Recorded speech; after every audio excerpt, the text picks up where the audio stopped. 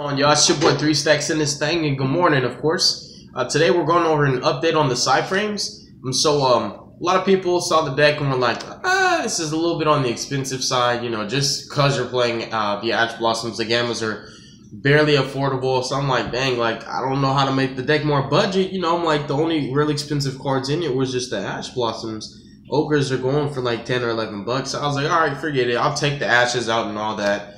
And we'll just keep in the Gammas because the Gammas are part of the archetype, so you kind of have to play them. So this is a budget build on Psy-Frames, but it also is different. It's more stun-based, and it also fixes some of the problems where Psy-Frames couldn't get enough damage because an opponent who actually knows how this deck functions and knows that it works around you playing cards, they're going to slowly, like, set their board up. I mean, setting back rows one at a time, setting monsters, then flip something and trying to poke. They're going to play extremely slow. And that's his deck's weakness is if your opponent doesn't do anything, you can't do anything. So this deck forces your opponent to go off because if they don't, you just kill them with 1900 beaters. It is Psy-Frame, Koa'ki Meiru, Stun. Let's hop right into this deck profile.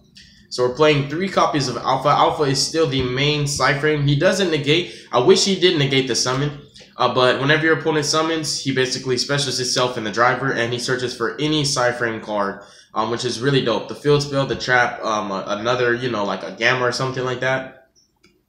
3 Gamma, the most popular hand trap in the game right now, and this is his deck, so you can use him a lot better. You can search him out, recycle him, and hit people with Gamma multiple times in the same turn.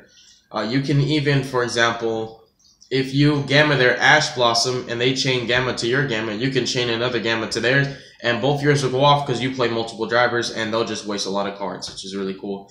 3 Delta. Delta negates spells and, you know, summons the driver. All the Psy-Frames work if you control no monsters, and if your opponent activates something, they special summon themselves from the hand and summon a Psy-Frame driver from hand, deck, or graveyard. And with the field spell, you just make some nasty plays happen. So Monster Negator, Spell Negator. And then we have the Battle Fader on Crack, which is a Psy-Frame Gear Beta. It doesn't target, but it destroys the attacking monster. It negates the attack, and it ends the battle phase.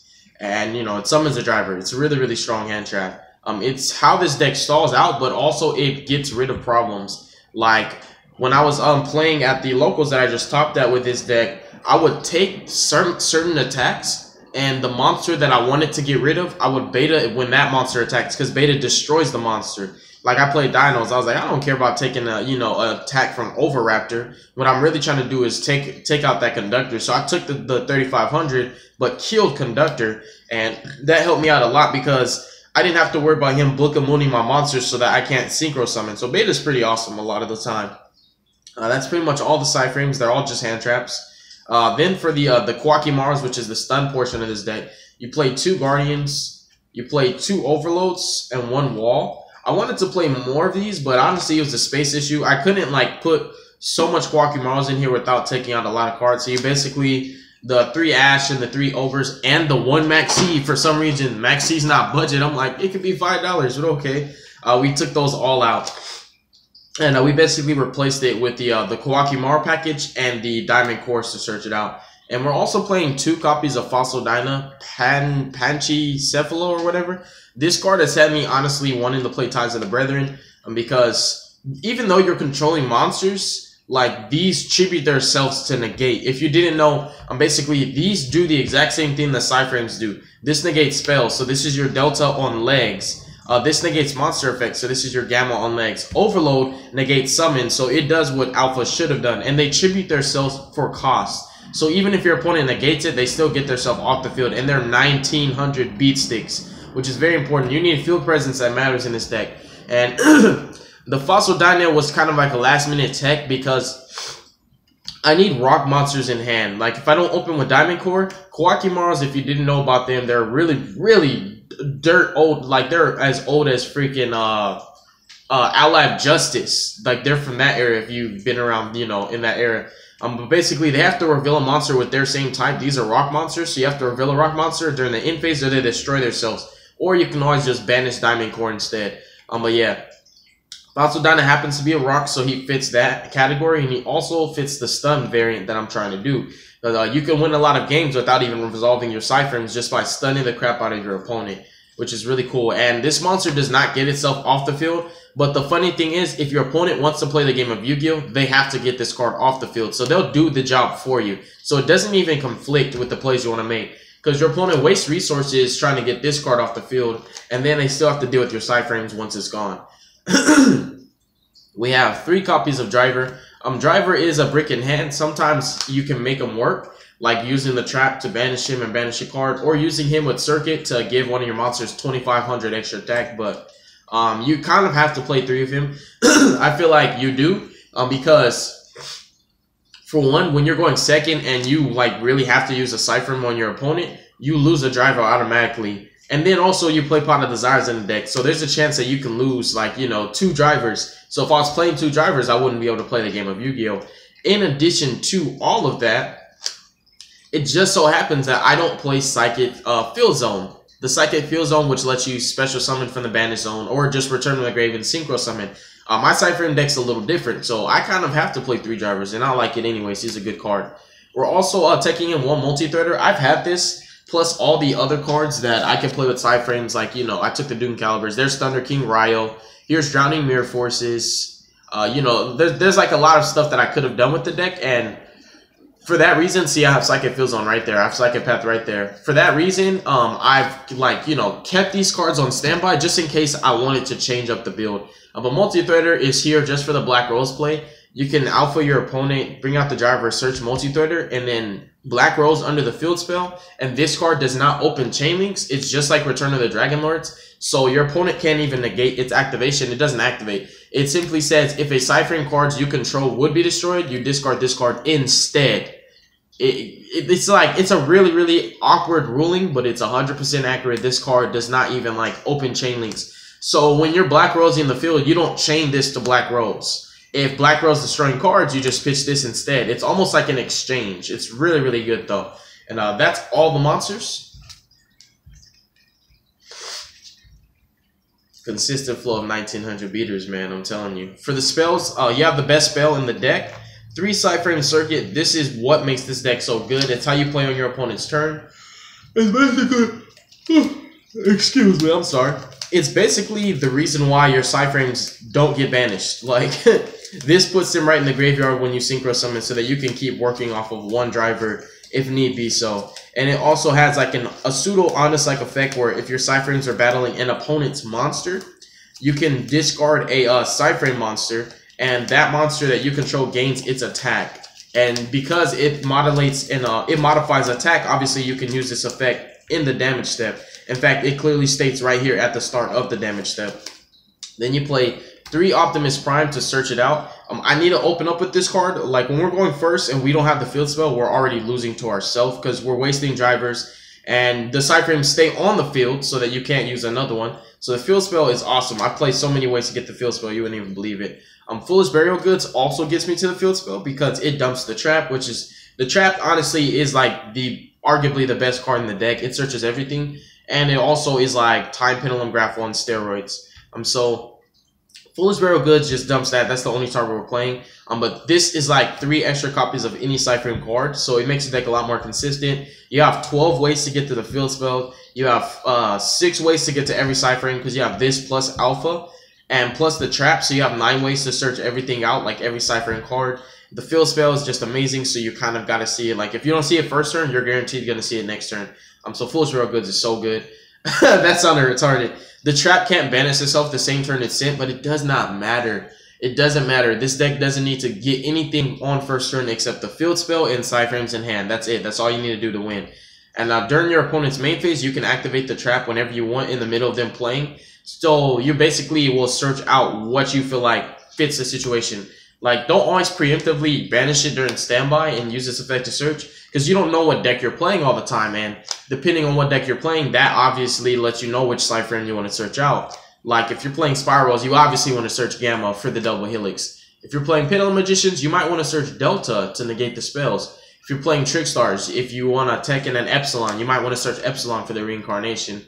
Or if you're playing Dinos, like, you want to search the Beta so that they don't OTK you. So it's just... It's a really, really flexible, versatile card, and it gets you like everything in your deck. I play 3. I don't care if it's a hard once return. And the Diamond Core of Koa'ki Meiru is an interesting card. It's not a hard once return. It allows you to add 1 Koa'ki Meiru card from your deck to your hand, except a copy of itself. And it can banish itself from the grave. For the rest of this duration of this turn, Koa'ki Meirus cannot be destroyed. Battle card effect, it doesn't matter. If you're trying to destroy them, they don't die. So they won't kill themselves for their own effects as well. Then 2 copies of Pot of Desires. I want to really play 3 of this because a lot of the times when I have an opening hand with like a field spell but no Psy-Frames, or Psy-Frames and no field spell, or no full rare goods, the Desires helps to draw me those missing cards. Like opening up, all you need is the field spell and a couple of Psy-Frames to win the duel. It's really, really good. So Desires is amazing, and even though they're banished face down, Omega can interact with any cards that are banished because he doesn't specify what they are. He just says banished cards, believe it or not. Then the traps are really simple. 3 Psy-Frame Overload. This is like, whoo! This is like one of the bread and butter plays. Like this trap on field, it's amazing. In grave, it's amazing. Like there's nothing bad about the card. Your opponent's gonna have to Cyclone it. They don't want to pop this. But basically, it's not even a hard once per turn, but once per turn, you can banish a Psy-Frame you control or in your hand to banish 1 card on the field face down. So it puts it in a place where only Omega can get it back. So if your deck doesn't have access to Omega, and you can't make Omega right now, like you can't get the card back. Like in the Pendulum Magician matchup, you can banish their Time Pendulum Graph. You can banish their Baguska. You can banish their Scales, and they won't get them back. They're being put face down. It's just amazing. You can, like, you know, banish Spiral stuff. You can banish Trickstar Condina. Because their engine is so compact and small, this trap is amazing for Trickstars. Because when you're banishing cards like Condina, Lilybell, Lycaris, they only play 7 Trickstar monsters. And when you're limiting them to like 2 or 3 monsters that they can only use for the duration of the duel, you're putting them very, very far behind. So this trap is just amazing.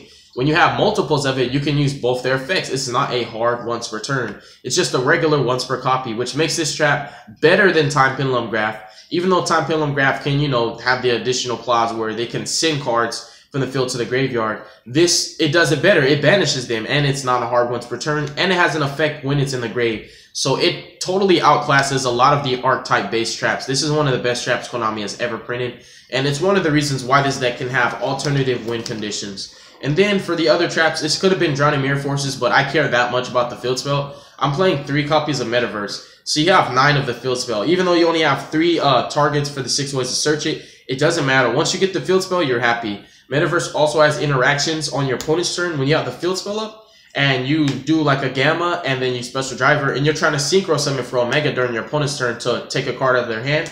And they chain cards like Cosmic Cyclone, Sleeper, or, you know, Ghost Ogre and Snow Rabbit to deal with your field spell, and you don't have Multi-Threader, for example, even though Multi-Threader wouldn't stop Cyclone, you'll literally just chain Metaverse as the, you know, directly to the chain whatever card they're trying to use to destroy your field spell. You'll activate a fresh field spell on top of this one. They'll miss their target, and the resolution of the chain will still go off. The field spell will still allow you to Synchro Summon because it's an if effect, not a win effect. It will not miss timing. Your Psy-Frames will still, you know, get the Synchro out. You'll still make Omega. You'll still rape them. And they'll waste resources doing so. So it's really, really cool. Metaverse has amazing interactions. There are times when I open with this, but not the field spell. And then I don't give my opponent the knowledge of what I'm playing. So I'll activate a Gamma, and they still don't know I'm playing Psy-Frames because Gamma's played in every deck. I'll reveal the Gamma, see if they have a response to it. Then I'll chain Metaverse to the Gamma still being revealed. His effect hasn't resolved. Play the field spell, then Gamma resolves, destroying their monster and negating its effects. Summon the driver, make Omega. Now they're like, oh, snap. So it's a really, really great trap. You play just the best traps. The traps that benefit the archetype. Even though Drowning is cool, it doesn't really get me anywhere. It just kind of, it stalls. And it's a great staller, I admit that. But I wanted to play traps that help me out to progress my game state. And then for the extra deck, the best card in the extra deck, 3 Omega. 3 Zeta, I actually bumped this card up because there was games when I used the Psy-Frame Overload to banish this and the card my opponent controls because he chose to summon his monster in defense, playing around this card, so I can't banish it, so I'm going to keep a monster on field so I can't use my Psy-Frames. I have to get him off the field. So I banished him face down. I'm sorry, I banished him, banished their card face down. Then I controlled none so I could Psy-Frame again. But the problem was I only had 1 more Zeta, and there was a play that came up where I had Alpha and Beta, and I already had, you know, used up my Omegas. I had to put them back, but I couldn't on my opponent's turn. So I was like, dang, like, I wish I had the third Zeta, because I was able to Zeta once, you know, do his effect, but like I really needed both the Zetas because Black Rose had no value that play. So 3 betas, 3 Zetas. It also has came up for me personally, crashing this card into other monsters to use this effect from grave. Like, there's a game when I banished 2 of my field spells off the Zyre and I only had 1. The field spell got blew up off of Black Rose because I had no choice. Zeta came back, and I was like, dang, I really need my field spell back. So I actually crashed Zeta into something, because believe it or not, he special summoned in main phase 2, which I was baffled that he could still play after I Black Rosed him. I crashed Zeta into one of his monsters, used Zeta's effect to put himself back into the extra deck, and add this Psy-Frame card from grave to hand. So Zeta is like incredible in that aspect as well, because he gets you back your Gammas, he gets you back, you know, your multi-threader if you really need multi-threader again. He adds any Psy-Frame card from your graveyard to your hand by putting himself back into the extra deck. So when you've ran out of Gammas, but you've been recycling Omega back into the extra deck, you can add Gamma back, and then your opponent will be like, I'm not playing monster effects, and that's totally fine because now you can't hurt me. So like, honestly, there are times when Zeta is actually better than Omega for the situation where you need to add your resources directly from your graveyard to your hand versus putting them in your deck and trying to search them out later. So I was like 3 and 3. They're really, really clutch. 2 Black Rose. It hasn't came up where I needed 3. But if ever need be so, Omega can put it back into the extra deck. Clear Wing, I never make it. Ancient Fairy, I've made it 1 time since I've been playing the deck. And Stardust, I made it when somebody winter cherries my Omega, and this was the only legal target that I can make, or I wouldn't be able to synchro summon. The rest of the cards in the extra deck that you saw in my deck profile that I topped at the locals with, those cards were actually being borrowed from my teammates. The Red Dragon Archfiend. I need to get a Scrap Dragon or 2. And the Psychic dude, he's like a Archfiend something. It's like a Psychic Archfiend monster. But yeah, extra deck's incomplete. Honestly, these are the only cards that I really make. Black Rose and the Psy-Frames. Occasional. Never. I don't even know why I'm playing it. But yeah, that's pretty much the deck profile, you guys. I hope that you enjoyed it. God bless you. Make good choices. Don't hurt your brain cells. And stay tuned for future content, most definitely. I'm on the fence about playing this deck competitively. I just really, really like it. But I'm going to go ahead and sign out. Peace.